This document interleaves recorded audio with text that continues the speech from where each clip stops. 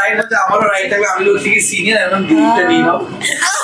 না আমার রাইট কেন বলবো, বহুত কথা আমার রাইটটাই ঠিকঠাক আসে সব সময়। দেখো যে কোনো ছবিতে ঘুরে গিয়ে রাইটে দাঁড়িয়ে যাবে, বাজে আমার সবটাই ঠিক রাজা রানী রয়েছে এবং পরিবেশটা তাই বলছে, মানে বাতায়ন তো তাই আর কি, যে আজকে এখানে রাজা রানী রয়েছে। না বাতায়ন স্টুডিওটা ভীষণ সুন্দর, ভীষণ মানে কি বলবো, সেই পুরোনো দিনের জিনিসগুলো এমনি আমাদের খুব ভালো লাগে। আর সব থেকে বেশি ভালো লাগছে আমি ব্যাক করে দাঁড়িয়ে আছি, যেটা উচিতই নয় শুধু ক্যামেরার জন্য। এই যে মা দুর্গা 350 বছর পুরনো এই যে মূর্তি, এটা দেখে বাড়িটাও 250 বছর পুরনো। হ্যাঁ, সকাল সকাল এটা দেখেই মন ভরে গেছে।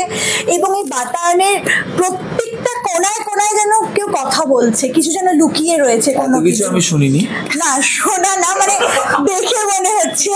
আমি এখন নিচটা ভালো করে সকাল বলছি নিচটা কোনায় কোনায় কথা বলতে হন্টেড বলবে লোক। না না, পুরনো দিনের খাজে খাজে একটা ফিল আছে, ফিল আছে, সেটাই তো। সেটা আমি ইংলিশে না বলে আমি বললাম বাংলাতে।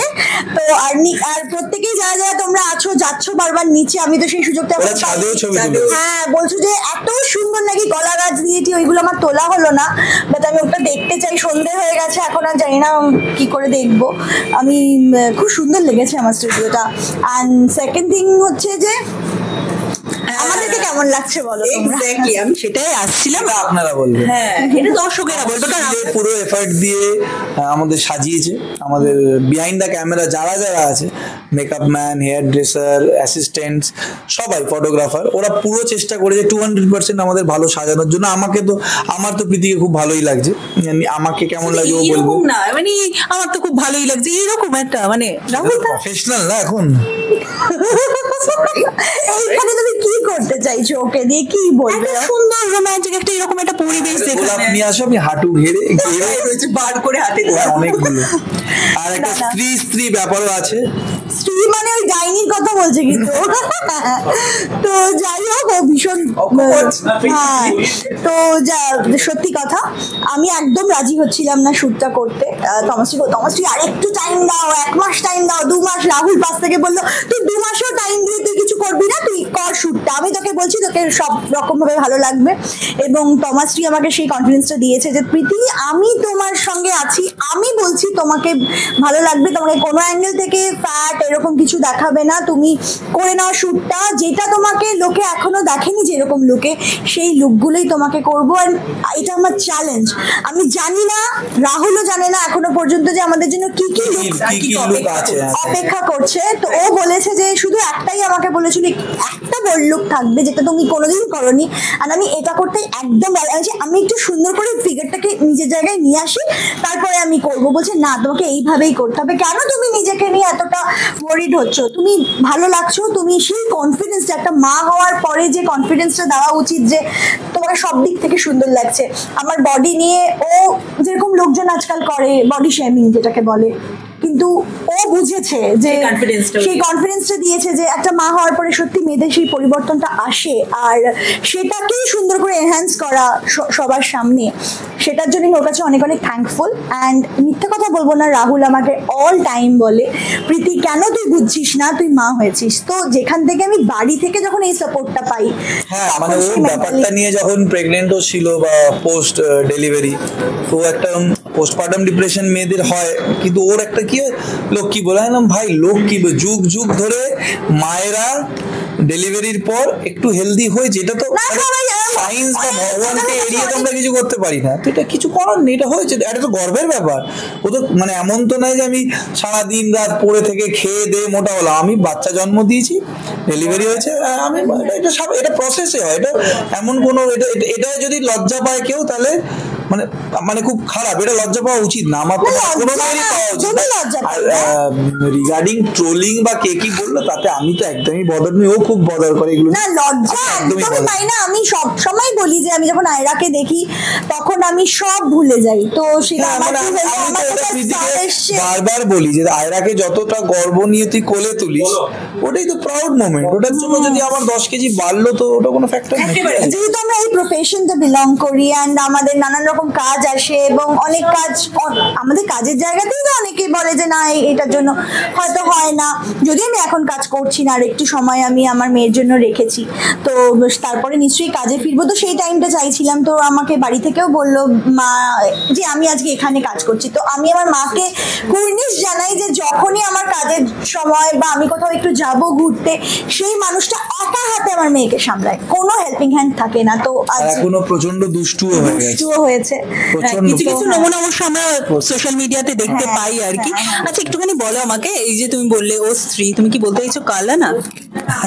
না না রোজান, দিল মেই রহে জানা, এটা একটা ব্যাপার, জানা দিল মেই রহে জানা। আচ্ছা সেটার সাথে যেহেতু বলছি পুরোনো বাড়ি, শুধু কি পুরোনো বাড়িতেই থেমে থাকা নাকি 8 বছরের পুরোনো একটা স্মৃতি উস্কাচ্ছে? হ্যাঁ এটা তমশ্রী আমাদের মাথায় দিল যে রং রুটের পর আমি আর প্রীতি একসাথে 8 বছর পর কাজ করছি, একসাথে এক ফ্রেমে বলতে পারো, ইন্টারভিউ দিয়েছি প্রচুর, আলাদা আলাদা কাজ করেছি, কিন্তু একসাথে আমরা দুজন কাজ মানে কোলাব একসাথে করছি অ্যাজ অ্যান আর্টিস্ট দুজনে 8 বছর পর, মানে রং রুটের পরে। আর সেটার জন্য আজকে পুরো কৃতিত্বটাই তমশ্রীর। আমরা সত্যি বলছি, আমি নিজেকে এইভাবে না চিনতে পারতাম না জানতে পারতাম, এবং আজকে থেকে আমি অনেক কনফিডেন্ট যে যেটা বলছে বলুক, আমার কিছু যায় আসে না, এই একটা ব্যাপারটা না আমারও একটা ছিল যে আমি একটু ডিফারেন্ট ফটোশুট করব, ডিফারেন্ট লুক করব, কারণ পছন্দসই হয়। হ্যাঁ মানে আর আমি অ্যাক্টিং করি এই ফিল্ডে আছি, কিন্তু আমি লাইটের ব্যাপারগুলো অতটা বোঝাতে পারিনি, তো তমশ্রী আজকে খুব ক্লিয়ার ছিল, আজকে তুমি হাসবে না, এরম লাইট লাগবে, আমার এরম শুট লাগবে। তো ওই মানে আমার একটা ছিল যে এই মানে টু ডু লিস্টে ছিল যে এরম টাইপের একটা ফটোশুট আমি করবো, তো আজকে আমার এটা ঠিক হয়ে যাচ্ছে একদম। আর তমশ্রী না এমন একটা মেয়ে এবং এমন একটা ডিজাইনার যে কাকে কিভাবে সাজাতে হবে খুব ভালো করে জানে। ও জানে আমার কোথায় এখন বডিতে ফল্ট আছে, তো সেটাকে কি করে ও মেকওভার করবে, সেইটাকে কি করে ও ঠিক জায়গায় নিয়ে আসবেন। দেখো সত্যি প্রত্যেকে বলছে এবং আমি নিজে দেখছি এবং রাহুলও বলছে যে না প্রীতি ভালো লাগছে, কোথাও তোকে এরকম মনে হচ্ছে না বা কিছু। অ্যান্ড আমি যতই ধন্যবাদ ওকে বলবো ততটাই কম। এবং আমি বলেছি আমার আপকামিং যে কটা কাজ আছে তমশ্রী প্লিজ তুমি আমাকে সেই দিনগুলো দিও, আর পুজোটাও পুরো তুমি দেখে নিও। এবং আমার একবার থেকে যে কটা কাজ আছে তমশ্রী যেন করে, অ্যাটলিস্ট কনফিডেন্টলি বেরোতে পারে। এমন নয় যে আমরা ফটোশুট করছি বলে বলছি না, মানে প্রথম লুকেই we are very happy and satisfied. এবং কতটা স্যাটিসফাইড সেটা আপনারা হয়তো একটু হলেও দেখতে পেয়েছেন আর কি, আপনারা বলবেন। আর আমাদের ফেসবুক আর ইনস্টাগ্রামে যখন আমরা ছবিগুলো পোস্ট করবো ওটা দেখে প্লিজ জানাবেন কেমন লাগছে আর কেমন হলো ফটোশুটটা। আর আমাদের আর একটা কথা বলি যে মেকআপেরও বিষয়টা বলো, চুল বলো, এটা কিন্তু একটাই মানুষ, মানে ওরও কত ট্যালেন্ট। আমার খুব ভালো লাগছে আজকে, তাই জন্যই বলছি যে ও কিন্তু একাই আমার মেকআপ করেছে, একাই পৃথ্বীরাজ, ও একাই আমার পৃথ্বীরাজ না সরি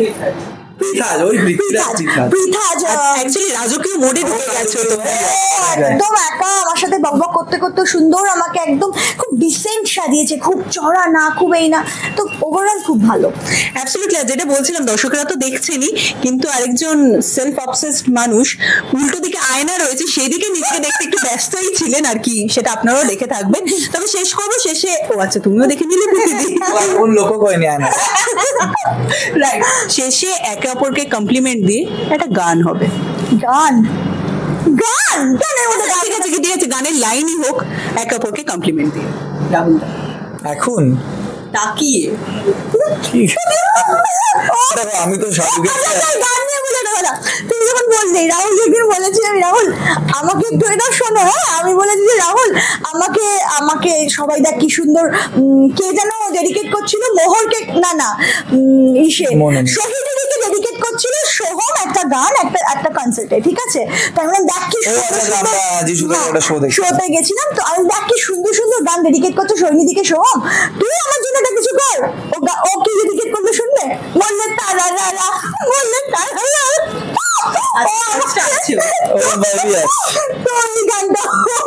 রাহুল দার নতুন করে তুমি আমার সালামে ইশক মেরি জান যারা তাহলে হাতেই লাগবে একদম।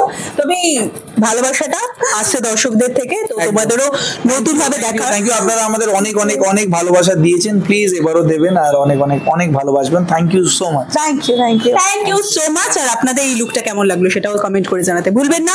আর এরকম আরো ইন্টারভিউ দেখার জন্য অবশ্যই নজর রাখুন আমাদের চ্যানেলে।